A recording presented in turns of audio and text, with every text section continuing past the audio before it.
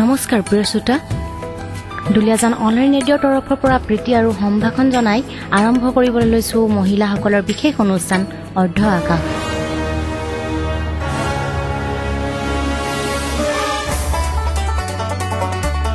Digital play music service DBC online ৰেডিঅ'ত মই আছো আপোনালোকৰ মৰমৰ আজি Dipshikha with your favourite show'. তেওঁ পেছাত এগৰাকী স্ত্ৰীৰোগ বিশেষজ্ঞা, দুগৰাকী সুযোগ্য সন্তানৰ মাতৃ পত্নী। তেওঁ কানাডাত অনুষ্ঠিত হোৱা 8 women and men open master Commonwealth চেম্পিয়নশ্বিপত 4টাকৈ গোল্ড মেডেল পাবলৈ সক্ষম হৈছিল। তেওঁ আমাৰ ষ্টুডিঅ'ত উপস্থিত আছে ভাৰত গৌৰৱ ডাক্তৰ আনন্দিতা প্ৰিয়দৰ্শিনী দাস বাইদেউ। বাইদেউ, আপোনাক আমাৰ অনুষ্ঠানলৈ স্বাগতম জনাইছো। নমস্কাৰ। প্ৰথমে আপোনাৰ জীৱনৰ বিষয়ে কিছু কথা জানিব বিচাৰিম। মই এগৰাকী স্ত্ৰীৰোগ বিশেষজ্ঞ। মোৰ জন্ম হৈছিলে গুৱাহাটীত। আটাইখিনি পঢ়া শুনা মই গুৱাহাটীতে কৰিছিলোঁ। ছেইণ্ট মেৰিজ কনভেণ্টৰ পৰা মই ক্লাছ 10 পাছ কৰিলোঁ আৰু আমাৰ সময়ত আছিলে প্ৰি ইউনিভাৰ্চিটি। গতিকে 2 বছৰ কটন কলেজত মই প্ৰি ইউনিভাৰ্চিটি ছায়েন্সত কৰিছিলোঁ with physics, chemistry, maths and biology. তাৰ পৰা কটন কলেজৰ পৰা মই প্ৰি ইউনিভাৰ্চিটি পাছ কৰি গুৱাহাটী মেডিকেল কলেজত মোৰ MBBS ডিগ্ৰী ষ্টাৰ্ট কৰিলোঁ। আৰু MBBSটো সকলোৱে জানে বহুত দীঘলীয়া কোৰ্চ। MBBS শেষ হোৱাৰ পিছত আমি এবছৰ ইণ্টাৰ্ণশ্বিপ কৰিব লাগে, যিটো প্ৰি ৰেজিষ্ট্ৰেশ্যন ক্লিনিকেল এছিষ্টেঞ্চ বুলি কয়, PRCA। সেই ৰেজিষ্ট্ৰেশ্যন, সেই ক্লিনিকেল এছিষ্টেণ্টশ্বিপটো কমপ্লিট হ'লেহে এজন ডাক্তৰে প্ৰেক্টিচ কৰিব পাৰে। চ' সেইটোও মই গুৱাহাটী মেডিকেল কলেজতে কৰিছিলোঁ। আৰু তাৰপিছত আমি হাউচ জব কৰিব লগাটো আমাৰ সময়ত কম্পালচৰি আছিলে। পোষ্ট গ্ৰেজুৱেশ্যন কৰাৰ আগতে আমি এবছৰ হাউচ জব কৰিব লাগিছিল। তো সেই এবছৰত মই 6 মাহ জেনেৰেল চাৰ্জাৰীত কৰিছিলোঁ আৰু 6 মাহ অবষ্টেট্ৰিক্স গাইনকলজিত হাউচ জব কৰিছিলোঁ। আৰু সেই হাউচ জব শেষ হোৱাৰ পিছতে মোৰ বিয়া হ'ল। আৰু ঠিক বিয়াৰ আগে আগে পোষ্ট গ্ৰেজুৱেটৰ এণ্ট্ৰেঞ্চটো দি পেলাই আহিছিলোঁ। আৰু আমি প্ৰথম বেটছ আছিলোঁ পোষ্ট গ্ৰেজুৱেট এণ্ট্ৰেঞ্চ দিয়া। আৰু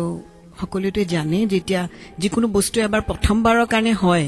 তেতিয়া অলপ খেলি মেলি হয়। সেইকাৰণে আমাৰ এডমিশ্যনটো যথেষ্ট পিছুৱাই গৈছিলে। মই বিয়া হৈ দুলীয়াজানলৈ আহিলোঁ আৰু অহাৰ পিছত এদিনো মই এনেই বহি থাকিব লগা হোৱা নাই। আহিয়ে মই অইল হস্পিটেলত জইন কৰিছিলোঁ এজন হাউচ চাৰ্জন হিচাপে। তাত কাম কৰিলোঁ আৰু তাৰপিছত আকৌ গুৱাহাটীলৈ গুচি গ'লোঁ পোষ্ট গ্ৰেজুৱেশ্যন কৰিবলৈ। আৰু সেইখিনি সময়তে মোৰ ছোৱালী দুজনী জন্ম হ'ল। ইনফেক্ট মই এইটো ক'ব বিচাৰিছোঁ যে আমাৰ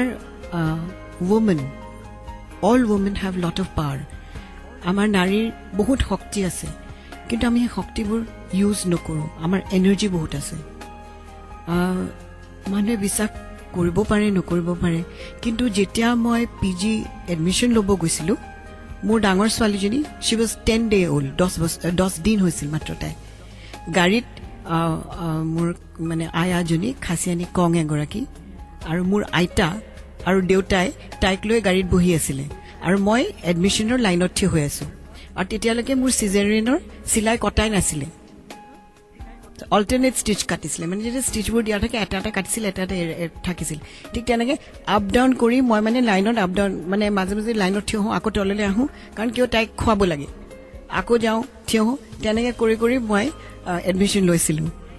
তো মই এইটোৱে ক'ব বিচাৰিছোঁ যে নাথিং ইজ ইম্পচিবল যদি কোনোবা এজনে ভাবি লয়। আৰু তেনেকৈ এডমিশ্যন ল'লোঁ। আৰু যিহেতু মোৰ বাচ্চা হৈছিল তেতিয়া, সেইকাৰণে মাহঁতে চবেই ক'লে যে দুলীয়াজানত থাকিলে মই ডিব্ৰুগড়ত থাকিব লাগিব। ডিব্ৰুগড়ত থকা মানে আকৌ ঘৰ এটা ভাড়া কৰি মানুহ ৰাখি থকাতকৈ গুৱাহাটীটোত যিহেতু মোৰ অৰিজিনেল ঘৰ তাতে, মা দেউতা আইতা খুৰা মামা চব তাত আছে। ত' চবেই ক'লে ইয়াত থাকিলে কেয়াৰটো বেছি ভাল হ'ব, বাচ্ছাৰো কেয়াৰ ভাল হ'ব আৰু লগতে ময়ো মানে মোৰ কোৰ্চটো ভালদৰে কমপ্লিট কৰিব পাৰিম। সেইকাৰণে গুৱাহাটীতে এডমিশ্যন লৈ কৰিলোঁ। আৰু যেতিয়া by the time the course was over, তেতিয়ালৈ মোৰ ছেকেণ্ড ছোৱালীজনীও হ'ল। কাৰণ মই তেনেকৈ প্লেন আউট কৰিছিলোঁ বস্তুটো, কাৰণ মেডিকেল পঢ়োঁতে পঢ়োঁতে বয়সো হৈ যায়। আৰু মোৰ মানে এটা এইম আছিলে যে মোৰ 30 বছৰ বয়স হোৱাৰ আগতে মই ফেমিলি কমপ্লিট কৰিব খুজিছিলোঁ চ' বিয়াৰ পিছত বহুত বেছি দিন ৰখা নাছিলোঁ আমি 1-1.5 বছৰৰ ভিতৰতে মোৰ প্ৰথমজনী হ'ল তাইৰ 2 বছৰ 10 মাহ হওঁতে মোৰ ছেকেণ্ডজনী হ'ল এণ্ড ইট ৱাজ এবছলিউটলি প্লেনড মানে এইখিনি আমি প্লেনিং কৰিয়ে কৰিছিলোঁ আৰু মোৰ সদায় ইচ্ছা আছিল যাতে মই 30 বছৰ আগতে মোৰ নিজৰ 30 বছৰ হোৱাৰ আগতে মই ফেমিলি কমপ্লিট কৰোঁ আৰু মই মোৰ ছোৱালীকেইজনীৰ লগতে মই ডাঙৰ হ'ব বিচাৰিছিলোঁ কাৰণ মেডিকেল পঢ়িলে বা সদায় পঢ়া শুনা কৰি থাকোঁতে কিছুমান মানে চাইল্ডহুড ফান কিছুমান আমি ল'ব পৰা নাছিলোঁ যিখিনি মানে সৰু ল'ৰা ছোৱালীয়ে এনজয় কৰে হয়তো কিছুমান পাৰা নাছিলোঁ আৰু চিটি এখনত থাকিলে অলপ নেচাৰৰ পৰা অলপ দূৰত থকা যায় তথাপি মোৰ ঘৰ গুৱাহাটী পাণবজাৰত গতিকে আমাৰ ব্ৰহ্মপুত্ৰ একদম ওচৰত তো আমি বহুতখিনি খেলিছিলোঁ কৰিছিলোঁ কিন্তু তথাপি মোৰ এটা ইচ্ছা আছিলে যে I want to grow' up with my kids মই মোৰ ছোৱালীকেইজনীৰ লগত একেলগে ডাঙৰ হ'ব বিচাৰিছিলোঁ চ' গৈ পিছলৈ এটা জ'কে হৈ গৈছিলে যে মানুহে কৈছিলে মোৰ হাজবেণ্ডৰ 3জনী ছোৱালী ডাঙৰজনী হ'ল ডাক্তৰ আৰু সৰু 2জনী টাইনি টটছত পঢ়ি আছে চ' তেনেকুৱা ধৰণৰকে মোৰ লাইফটো ষ্টাৰ্ট হৈছে আৰু বাইদেউ খুব ভাল লাগিছে আপোনাৰ লগত কথাখিনি পাতি শুনিও ভাল লাগিছে ইমান ধুনীয়া আমোদ লগাকে আপুনি কথাখিনি কৈছে পাৱাৰ লিফটিঙৰ লগত কেতিয়াৰ পৰা জড়িত হৈ পৰে আপুনি একচুৱেলি মোৰ গোটেই ফেমিলিটো মোৰ দেউতাই কেইদিনমানৰ পৰাহে বাদ দিছে টেনিছ খেলা চুইমিং কৰা হি ইজ 89 দেই আৰু কিন্তু মোৰ খুৰাহঁত চবেই মানে খুব ফিজিকেল এক্টিভিটিজ কৰি থাকে খেলা ধূলা এইবিলাক মানে and everybody is conscious health conscious চবে এইটো নহয় যে ফূৰ্তি নকৰে নাখায় নকৰে সেইটো নহয় খুব খাই ভালদৰে এনজয় কৰি থাকে আৰু লংজিভিটিটো যথেষ্ট ভাল মানে গড উইলিং আৰু চ' সেইকাৰণে আই ৱাজ অলৱেজ কনচিয়াছ যে ভাল হেল্থ এটা থাকিবই লাগিব চ' সৰুৰ পৰাই আমি য়োগা কৰিছিলোঁ টেনিছ খেলিছিলোঁ চুইমিং কৰিছিলোঁ গোটেইখিনি কৰিছিলোঁ আৰু এনেকৈ গৈ সেই কালচাৰটো থাকি গ'ল মোৰ আৰু সেই বস্তুটো থাকি গ'ল কাৰণ সৰুৰ পৰা দেখি আহিছোঁ আহি দুলীয়াজনতো সেইটো কৰি আছিলোঁ জাননী ক্লাবৰ জিমত গৈছিলোঁ এৰবিক্স কৰিছিলোঁ আৰু কেতিয়াও মই মানে অভাৰ ৱেইট বা এনেকুৱা মহিলা টাইপ মানে কেতিয়াও হৈ যোৱা নাছিলোঁ চবেই মানে কয় যে বিয়াৰ পিছত একো চেঞ্জেই হোৱা নাই মানে সেইটোৱে মিন কৰে আৰু যে মই মানে একদম মানে মাইকী মানুহ টাইপ শকত হৈ যে বহুতে কয় চিজেৰিয়ান হৈছে সেইকাৰণে মোৰ পেটটো ওলাই আছে তেতিয়া মই মোৰ পেটটো দাঙি দেখুৱাই দিছিলোঁ মোৰ পেচেণ্টক তেনেকুৱা আছিল কিন্তু মই মানে সদায় কনচিয়াছ আছিলোঁ চব খাওঁ দেই খাই খুব ভাল পাওঁ কিন্তু অভাৰডু নকৰোঁ আৰু এক্সেছ নাখাওঁ লিমিটেড খাওঁ চব বস্তু খাওঁ আৰু সদায় এক্সাৰচাইজ কৰিছিলোঁ চ' তেতিয়া জালনী ক্লাবত আমাৰ এজন ট্ৰেইনাৰ আছিলে তেওঁ হ'ল অভিলেখ সেনাপতি ইয়াৰে দুলীয়া জেনেৰেলৰ চ' তেওঁ আমাক প্ৰথম এৰবিক্স শিকাইছিলে আৰু মোক সদায় জোকাইছিলে মেডাম আপুনি কেলে জিমত আহিছে মানে কাৰণ মই ক্ষীণমিন আৰু মই তাক সদায় কৈছিলোঁ মই I have not come for fat I have come for fitness so' সি মানে সদায় কয় আপুনি ফিটনেছৰ কাৰণে আহিছে এনিৱে তাৰ লগত আই হেভ এ গুড ৰেপো আৰু সদায় মানে হি ইউজ টু এনকাৰেজ মি আৰু চবকে কয় বাইদেউৰ নিচিনা কৰক এনেকুৱা ধৰণৰ চ' এনেকৈ গৈ সেনাপতিৰ লগত সদায় কৰিছিলোঁ তাৰপিছত গৈ পেলাই মাজত এৰবিক্সটো বাদ পৰি গ'ল সেনাপতিও বেলেগলৈ গুচি গ'ল তথাপি কৰি আছিলোঁ কিন্তু এনেকৈ গৈ এটা সময়ত মই মোৰ নিজৰ বিজনেছ ষ্টাৰ্ট কৰিলোঁ মানে মেডিচিনৰ আৰু ফাৰ্মাচী টাৰ্মাচী এইবিলাক তেতিয়া মানে দেখিলোঁ যে মই এক্সাৰচাইজক বেছি টাইম দিব নোৱাৰিছোঁ বাহিৰত গৈ তো ঘৰতে মানে মই কিছুমান ডাম্বেল চাম্বেল কিনি আৰু চিডি টিডি লৈ মই মানে নিজে কৰিছিলোঁ এনেকৈ প্ৰায় 1.5-2 বছৰমান মই নিজে কৰি থাকিছিলোঁ তেতিয়া মানে সেনাপতি এদিন মোক লগ পাই দেখিবলৈ ক'লে আপুনি ৱেইট ট্ৰেইনিং আৰম্ভ কৰিছে ৱেইট উঠাইছে মই কেনে গম পালা দেখিলে গম পায় আপোনাৰ ক'ত কৰিছে মই ঘৰতে কৰিছোঁ নাই আপুনি জিমত কৰিব মই ক'ত কৰিম ইয়াততো আমাৰ লেডিজ জিম তেনেকৈ নাই তাৰপিছত নহয় বোলে আপুনি নয়নমণি দুৱাৰৰ জিমত কৰিব লাগিব মোক কিন্তু সেইটোতো ল'ৰাৰ জিম নহয় মই আপোনাক কৈছোঁ ন আপুনি তাত কৰিব লাগিব মই আপোনাক ঠিক কৰি দিম তেনেকৈ নয়নমণিৰ লগত মোৰ দেখা দেখি হ'ল আগতে মই নয়নমণিক চিনিয়ে নাপাইছিলোঁ এইটো জাষ্ট এৰাউণ্ড 2 বছৰ 2.5 বছৰমান আগৰ কথা নয়নমণি দুৱাৰাক লগ পালোঁ নয়নমণিও মোক দেখিয়ে কয় আপুনি ৱেইট ট্ৰেইনিং কৰে আপুনি মোৰ জিমত আহিব মোক দেখিয়ে that was the first thing he told me তেতিয়া মই কৈছোঁ তোমাৰ জিমটোতো ল'ৰাৰ জিম নহয় মই আপোনাক ইনভাইট কৰিছোঁ আপুনি আহিব তাৰপিছত আনকি প্ৰথম কেইমাহমান মোৰ পৰা ফিজ টিজো লোৱা নাছিলে আৰু সদায় কৈছিলে নহয় বাইদেউ আপুনি কৰক আপোনাৰ থ্ৰুৰে যেতিয়া এনকুৱাৰী আহিব ষ্টাৰ্ট কৰিব মই বোলে এটা লেডিজ জিম খুলিম আৰু হয় আজি ইমান ভাল লেডিজ জিম এটা খুলি 6 পেক্স লেডিজ জিম যোনটো ইমান ছাকচেছফুল জিম চ' তেনেকৈ যেতিয়া মই নয়নমণি দুৱাৰৰ জিমত ষ্টাৰ্ট কৰিলোঁ তেতিয়া মোৰ ট্ৰেইনিংটো মানে ছলিড এণ্ড প্ৰফেশ্যনেল ট্ৰেইনিং হ'ল আৰু তেতিয়া চবেই মন কৰিলে সেইটো সময়তে যে মোৰ যিবোৰ চেঞ্জ হ'ব ধৰিছিল বডিত মানে মোৰ মাছল ডেভেলপমেণ্ট মোৰ এভৰিথিং সেইখিনি মানে তেওঁলোকে ফিল কৰিলে যে এজন মানে মেলৰো নহয় নেকি সিমানটো development so' everybody was impressed আৰু চবে ফিল কৰিলে যে নহয় আপোনাৰ জনাৰটো এইটোৱে আপুনি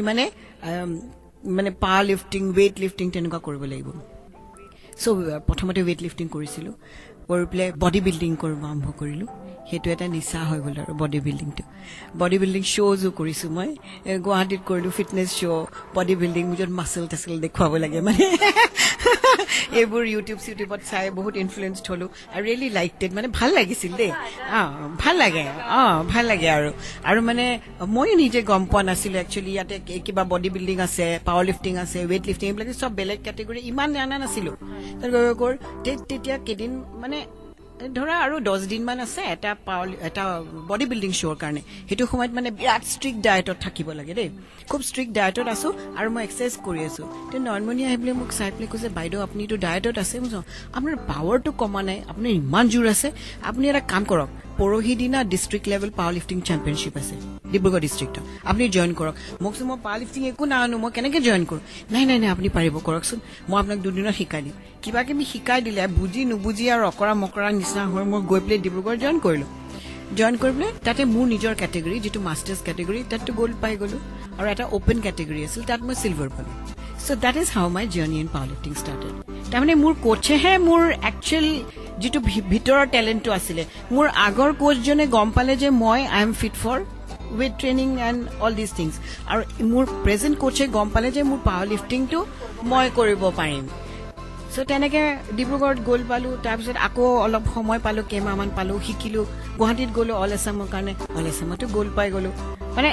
লিফ্ট এটা হৈ গৈ আছে আৰু তাৰপিছতে মে 2019ত চেন্নাইত গ'লোঁ সেইটো মোৰ first all India power lifting championship আছিলে মাষ্টাৰ্ছ এণ্ড চাব জুনিয়ৰ কিবা আছিলে মোৰ লেভেলততো মই আকৌ গ'ল্ড পাই গ'লোঁ গ'ল্ডটো পালোৱেই আৰু লগতে ষ্ট্ৰং ৱুমেন অফ ইণ্ডিয়া বুলি এটা টাইটেল দিয়ে তেওঁলোকে সেইটোও পাই গ'লোঁ মানে এভৰিথিং ৱাজ ভেৰি আনএক্সপেক্টেড কিন্তু মানে বহুত ভাল লাগিছিলে মানে কাৰণ মই বহুত কষ্ট কৰিছিলোঁ চবে কয় বহুত কষ্ট কৰিছে আপুনি বহুত কষ্ট কৰিছে কিন্তু কষ্ট কৰি যেতিয়া ফলটো পোৱা যায় তেতিয়া ভাল লাগে আৰু হয়ো কিন্তু ৰ'দ হওক বৰষুণ হওক বতাহ হওক ধুমুহা হওক মই দুলীয়াজনত থাকিলে মইতো মানডে টু ছেটাৰডে মই জিমলৈ যাওঁৱেই আৰু মানে মই ভাবোঁ যিকোনো বস্তু এটাৰ মানুহে যে কয় ডেডিকেশ্যন ডিটাৰমিনেশ্যন এইবিলাক থাকিবলৈ এইটো হয় আৰু এজন ভাল গুৰু লাগে আৰু যে গুৰুৰ আৰু গুৰুজনৰ কথা A to Z শুনিব লাগিব যে মই এজন ডাক্তৰ মই বেছি জানো মই এইটো কথা মই বেছি জানো সেইবোৰ নহয় দেই কাৰণ চবৰে এটা এটা স্পেচিয়েলিটি থাকে যোনে টোটেলি এৰি দিয়ে তেওঁলোকেহে ফল পায় এণ্ড মই ভাবোঁ মই এটা এক্সাম্পল সেইটোৰ কাৰণ মই টোটেলি মই নয়নমণিৰ কথা A to Z শুনো ইনফেক্ট ডিছকাছো কৰোঁ কিছুমান কথা কিন্তু তেওঁ যি কয় মই তাৰ এগেইনষ্টে কেতিয়াও নাযাওঁ বা তাৰ ওপৰত মানে উস্তাদি কৰিবলৈ মই চেষ্টা নকৰোঁ আৰু মোৰ বহুত